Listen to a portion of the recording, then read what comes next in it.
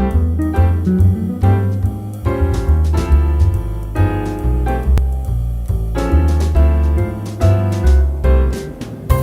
everyone, welcome to Bouchaine Bistro, created to showcase the great talents of our estate chef Martin and the beautiful wines from Bouchaine Vineyards. My name is Marija, I'm a estate sommelier, but even more important, I have a great passion for wine and food from all over the world.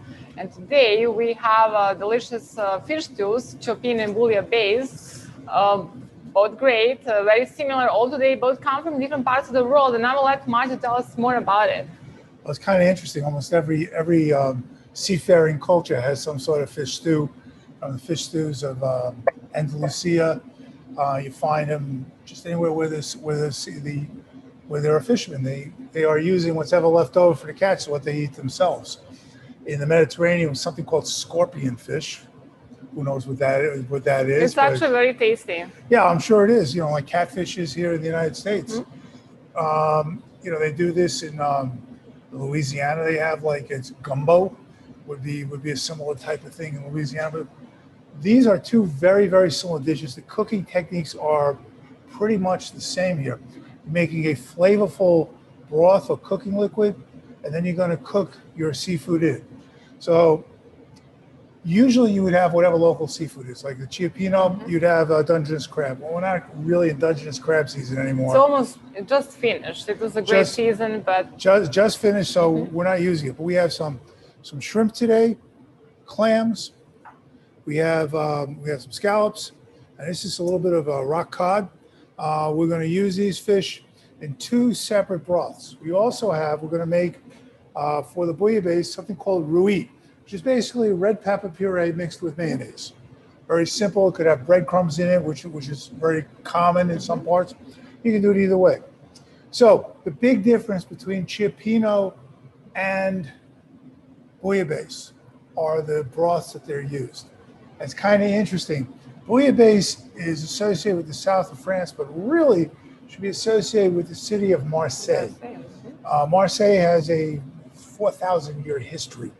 Originally settled by the Greeks as a trading port, traded with the Mideast across the ocean. It's not really French. It was not really Roman. They were affiliated with the Romans. The Romans conquered them, and the Gauls came down, and all that other mixing happened. So Marseille is not really a French city per se. It's more of a Mediterranean city. You get a lot of the influences of the Mideast down there. So the broth that we're making here has something that's not really common to French cooking. It's saffron. Very, very important, because saffron, and we're going to finish it with a little bit of Pernod, which is an anise liqueur, famous for pastis. If you've ever been to the south of France. Yeah, very strong anise flavor. And speaking of saffron you can find all over the Spain, especially in the south, or it's you find Italy and most ingredients in paellas as well. Yeah, a lot of it, and a lot in North Africa. So let us go over here. Let's go over here and let's look at our broths. We have two. And we've had them simmering for a little bit. You want to have them simmering. First one we have here, this is going to be for bouillabaisse. This is more of a stew. There's potatoes, fennel, tomatoes, onions, carrots, celery. I think I got everything that's in there. Saffron. It smells amazing. They're really complex. And if you're in France, you will use Mediterranean scorpion fish. Since it's not easy to find scorpion fish in, I've never seen it in this country. California, then we can use the snapper or sea bass instead. We're using rock cod, which is Cioppino is more of a soup. So if you can see, this is basically, it's white wine, fish stock with some tomato, a little bit of fennel, a little bit of onion, and some shallot. So I would say the color, it's a little different. They're both red, but definitely Cioppino, it's more red because the stock is more tomato-based. The tomato, yes. While bouillabaisse is fish stock with some tomatoes shown in. So the first thing we're going to do, because we're going to make a little crostini to go with the rouille, we're going to take a little bit of sliced bread. I actually used sourdough bread here. You can use whatever you got. And we are using our Talcott olive oil. 3,000 olive trees here on the property in Caneras. And if you remember our wine club, everybody got a bottle of Talcott oil this year for our last wine club shipment. You get that all there. And we're just going to put them on the pan here. I got an oven preheated. Really important when you cook that you preheat stuff. one of the biggest mistakes made by most people cooking is they don't preheat their oven or their stoves. And what temperature do you use for the bread? Bread's going to be about 400. 400. It's only going to be in there for like 5 minutes. You and I got to keep track of the time. Horizontal golden, right? That's you just want to toast it. The Italians call these crostinis. I don't know what the French call them. Probably something French. Yeah, toasted bread, right? So I'm also going to put a little salt on them. This is sea salt, not my favorite. It's what we have here. I actually prefer cooking with kosher salt. I think it's got better feel.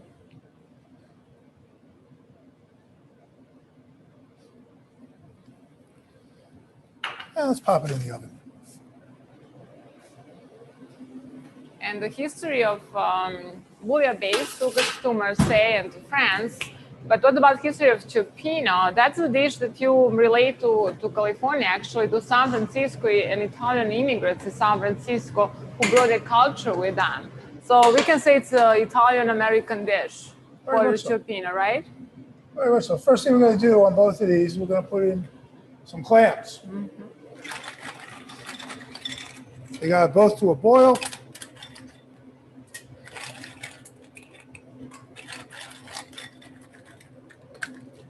So are we using the same seafood for both? Same seafood both. Same seafood for both. Might as well. I mean, it's all. Yeah, but the idea actually was, when the fishermen will have at the end of the day fish they couldn't sell, they will use leftovers. So it's a regional fish to make delicious stew at the end of the day.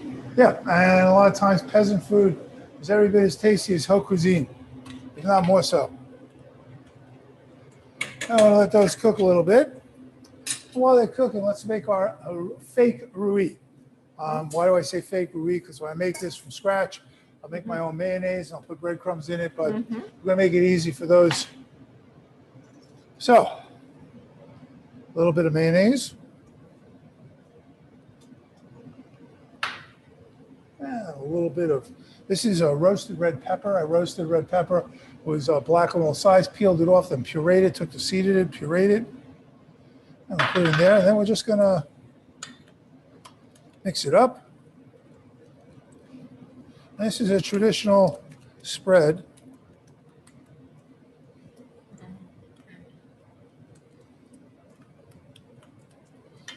Pardon me. Actually pretty good. So you basically just mix these two ingredients and add a little more salt if needed, right? That's salt and pepper, yep, that's it. And we're just going to put it in here.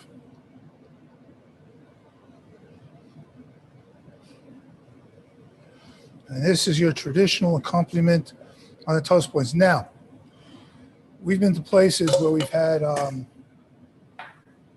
rouille made more saffron. The last place I had Bouillabaisse in France, and there's saffron rouille and put it into the stew. Oh, absolutely fantastic. Great. So let's. And what wine did you pair with that dish while you were in France? Rosé. And it's particular? Whatever they had. I would go with the Clos Cibon, probably made from Tiburon grape. But today we have some delicious Bouchaine wines to pair with. Actually, I think it was a Grenache rosé. Who knows? So when these start to open, we'll put our next fish in.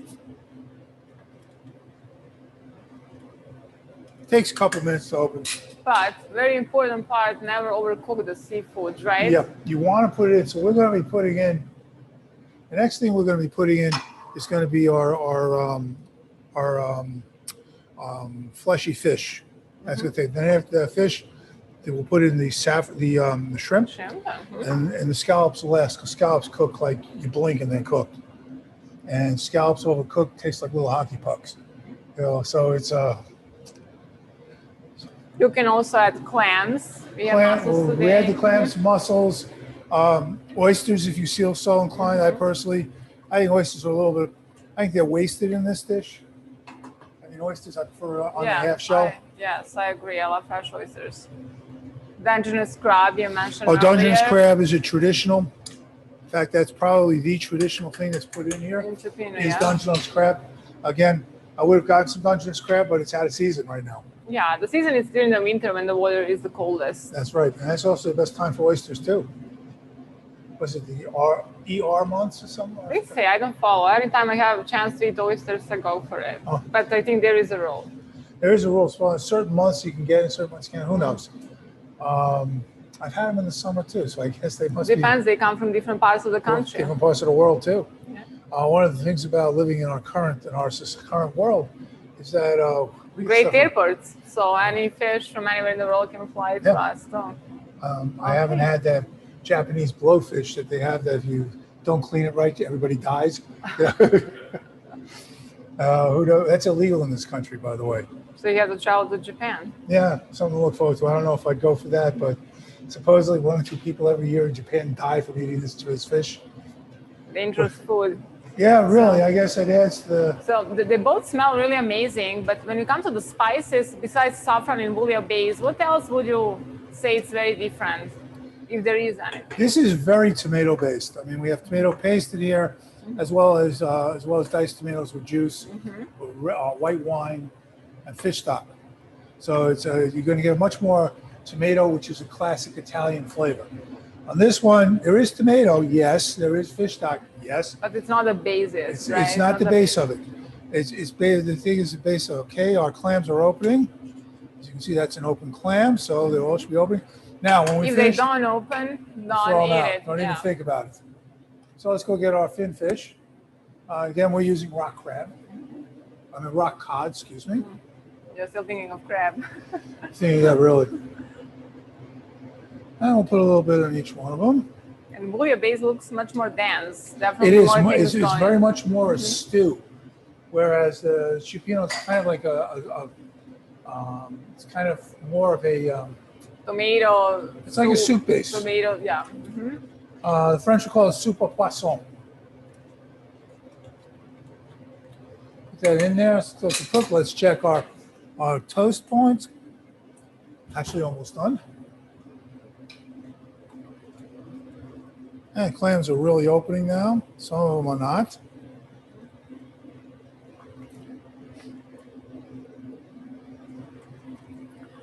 Some other very popular seafood, like kind of stews and soups here, will be the chowders. Clam chowder, it's really big on the coast. Yeah, clam chowder. What makes it chowder is potatoes. Potatoes, and it's very creamy. It has a lot of cream as well. Yes and no. Depending what style, right? There's Manhattan clam chowder, and there's also New England clam chowder, which is what most people think clam chowder is. New England, it's white, while Manhattan, it's red. Red, it's tomato based. It's really funny. I worked in a restaurant. We used to put clam chowder every Friday. It would be our soup of the day with our house minestrone. And one day, after a year, I got so tired of making New England style clam chowder. I said, okay, I'm going to make Manhattan clam chowder. I just want to change the color and go with some everybody was like, the customers were like freaked out. It was like unbelievable. They couldn't believe that I would even think of doing that.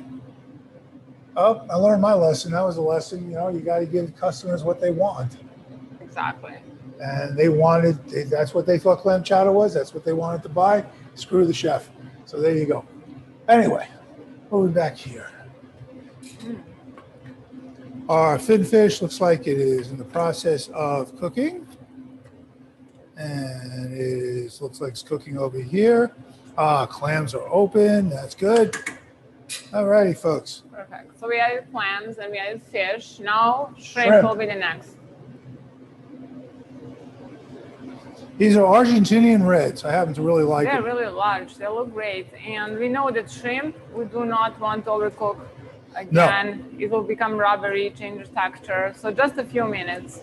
That's why with the trick with this dish is that once you get your nice flavorful broth, you want to put them in the order of how long it takes to cook. That takes the longest. Put it in first. And you can see, I don't know if you can get this on the picture, Rob, the very different consistencies of these dishes. We have the bouillabaisse here, and you can see it is really stew-like, whereas the Cioppino, very much brothy, very much more soup-like. Our kitchen already smells amazing. It smells like shellfish. Those look done. What did I do with my, I just still my kitchen mitt here.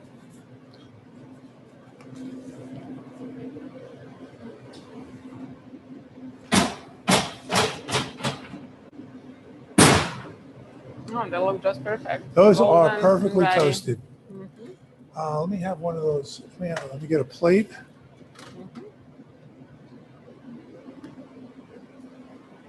Ah, perfect. So I put those on a plate and we'll put those out. Thank you. Very important to have kitchen mitts or pot holders. Careful, Maria. People don't realize how hot stuff gets. Okay, that's done. I'll actually turn the oven off. And our shrimp is cooking. When the shrimp starts to turn. So the only ingredient is missing will be the scallops, right? And we'll just wait for the shrimp to get almost finished. See, another thing, when you put potatoes absorb water. It's one of the reasons they use the chowders to thicken it up. And plus, the thing I never liked about chowders is using a roux in the chowder. That's kind of cheating. To me, a chowder was better just using the cream and thicken it by reducing it before you put it into the stock. But, you know, the restaurant I worked at, the boss wanted it with the roux, and she was the one paying my salary, so that's what we did. That is a decision. And you want that Cioppino to be more, have more liquid than Bouillabaisse, right? Oh, most definitely. For those who are here going to help us eat this, I have some nice crusty bread to go with this. I'm sure everybody's very excited. Okay, last thing. Scallops. These are U10s, very large scallops. I like large scallops and large shrimp. Very funny story. One restaurant I worked at, we gave 6 shrimp on a Caesar salad with shrimp, and they used what they call 25 to 30s, which are kind of semi-medium, a little on the small side. So I said, I'm going to go, instead of 6 of those big ones, small ones, I'm going to give 4 big ones, U15s, which are the really small ones, really big ones. Well, again, the customers complained that I was jipping them on the shrimp. Hey, they were counting the tails, so yeah. Yeah, we went back to the other one. Okay. Speaking of the scallops, did you know there are 250 different scallops? Something like that. I was like amazed. It's amazing. The best come from the coldest waters, right? That's with all shellfish. That's generally the colder the water, the better the shellfish. Yeah. So the winter usually is the best season for this. Yeah, most definitely.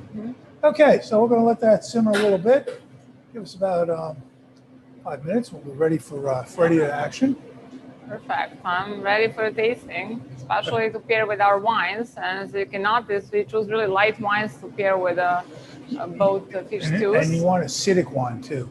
Now, that being said, with the Cioppino and also with the Bouillabaisse, there are some varietals that, you know, unfortunately Bouchaine doesn't make, but I would have a Grenache with these. Absolutely. So Grenache and also a Chianti Classico would go very well with the Cioppino. And we have tomato, right? So the tomato has a high acid, so you really want to pair with a wine that will have high acidity as well. But I will go with lighter wine, lighter alcohol, not any oak influence. So you want light and crisp wines because it's all about the balance. So you don't want anything to overwhelm your dish.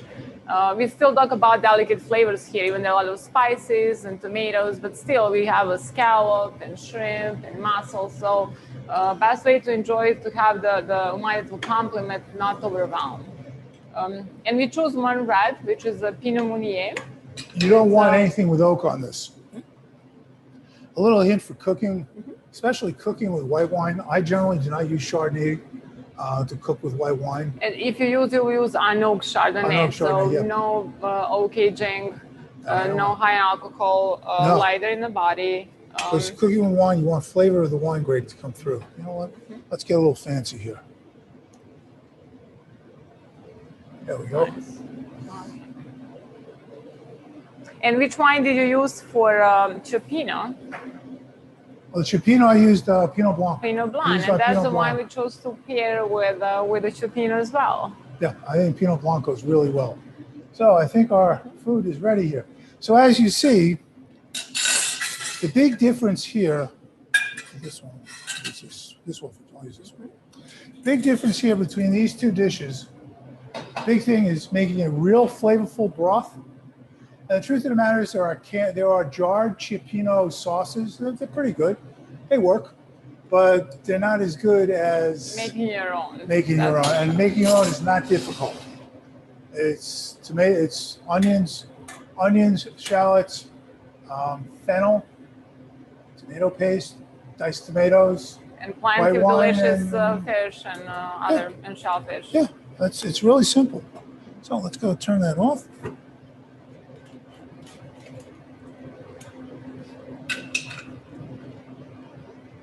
That looks and smells great.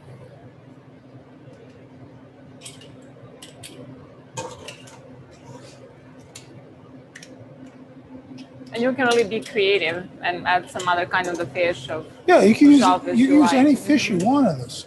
That's the beauty of it. You know, it's the fishermen who came up with this stuff. They used whatever they had.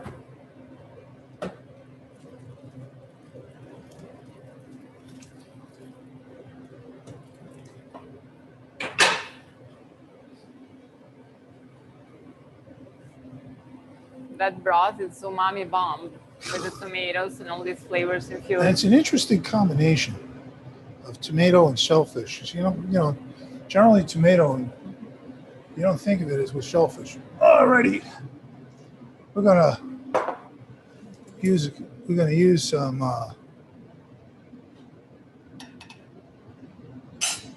those are fennel fronds, and then we have. I don't know if I can do this without spilling it. I wish I can transfer the smell. I think Yeah, really. Okay, so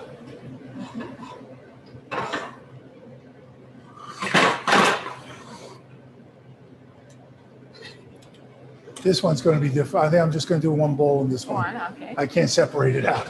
Yeah, sometimes traditionally they will serve fish separately than the broth, but today we will just serve together.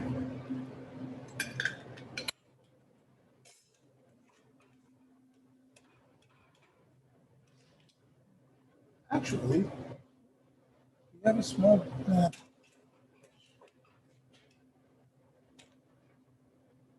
As you can see, it's an amalgam. Nobody will complain if you put them together. Yeah.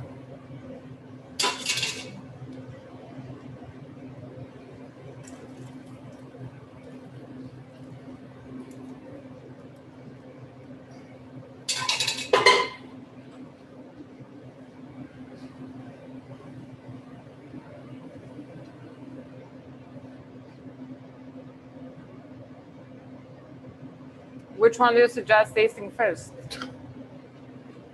6 of one, half dozen of the other. Okay. Classic French bouillabaisse. Let me move that out of the way.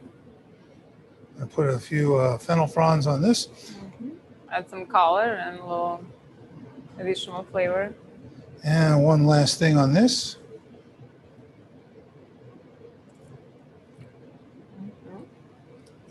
So we put the wine in Cioppino, but now we are adding the liquor in a bouillabaisse. Can you tell us more about that? I can smell it's an anise flavored It's an anise flavored liqueur. It's Pernod, known as pastis. Just adds a nice little shock or something. And there we go. So that's what we have. 2 classic fisherman stews. Cioppino from San Francisco, from the Italian immigrants. From Marseille, we have bouillabaisse. A little interesting side note historically. Italians and the south of France are actually very closely related. The south of France used to be part of the Savoy Duchy, and the Savoy family was the family that became the original kings of Italy when they unified in 1865. Emmanuel I was a Savoy. And the French made a deal with King Emmanuel. We recognize you as ruler of Italy if you give us the south of France. So if you ever go to Nice, Marseille, Monaco to an extent, some parts of Marseille and Aix-en-Provence, a very Italian feel to the culture there. In fact, the cooking is actually really kind of similar. And one of the reasons is it used to be part of Italy. But when you go back to the Piedmont, which was owned by the Savoys, the way their vineyards have been distributed is very much done on the French inheritance laws. That's why all the great vineyards of Barolo and Barbaresco are all split up. Same reason. Yeah, of course. Like Burgundy. Anyway, let's go. And to sum up, they're very similar but different in a way of the origin, and then the broth. What type of what do you want there? You want it? scallop or fish? You tell me. You whatever you give me, I will be happy. Oh, this I have a bowl here for you. Okay. I'll just take in that. So bouillabaisse, fish stock with some tomatoes thrown in, Cioppino tomato base, with some white wine as well. White wine. Originally, both use the local fish and little different spices. Bouillabaisse has saffron, while Cioppino, what would be the major spice in Cioppino? Basically, Italian seasoning. I mean, it's.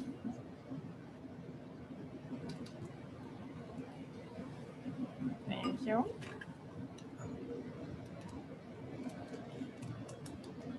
Which wine should we? I think I will start with the rosé. That will be the lightest wine we have today. It's called Vin Gris, which is rosé made of Pinot Noir grapes. Means gray wine, translated. It's really bright, very crisp, a lot of pink grapefruit, cranberry, raspberry, a lot of red fruits. But as we said, it has a really nice developed acidity, which is very important when we have a tomato-based dish. Good. Saffron roasting. Oh, so many flavors. It's amazing. I actually think it's more Mideastern in flavor structure than French. Yeah, it's very complex. Definitely saffron and get that. What other spices did you put in? Maybe in Provence they will put herbs de Provence. It's got fennel in it, and the fennel gives it a real licoricey flavor with combined with sap. I think it's really nice complementary pairing with this crisp and light and bright rosé. Wonderful. Did you try the bread with the rouille? Absolutely. Okay, let's try the other one. This is going to be more soupy. So you get some clams, scallop, and Cioppino will work well with the rosé as well, but I will try with Pinot Blanc, and Cioppino already has some Pinot Blanc. It's made with Pinot Blanc, right? Yeah, I use the Pinot Blanc as the wine that I use to. Yeah, right. Let's give it a shot. As we always say, taste the wine first, then food and wine again. That's the best way to see how they complement each other. A lot of lemon, a lot of citrus notes on. I like cooking with Pinot Blanc. It's actually my go-to wine when I cook at home.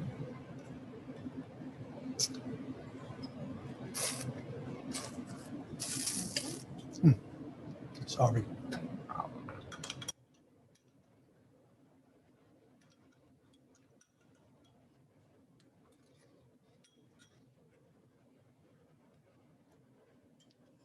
It's totally different. Yeah, totally different actually, and the level of deliciousness is the same. I like them both for different reasons. I think I'm going to try the bouillabaisse with the Pinot. And if you're tasting with the red wine, we will stay with a light wine. So light tannic structure, as I said, not so much oak aging, the best, not oak at all.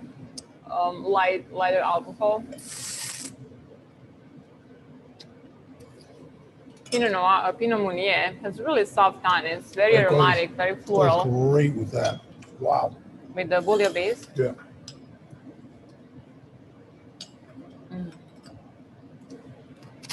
Delicious food today in the kitchen, as always, but I really love the fish stew, so I'm very happy about our bistro today. Next week, we're going to be grilling stuff in honor of Father's Day. Happy Mother's Day to everybody, by the way. Yeah, enjoy. Have a great Sunday. Happy Mother's Day. Any questions for us? Cheers.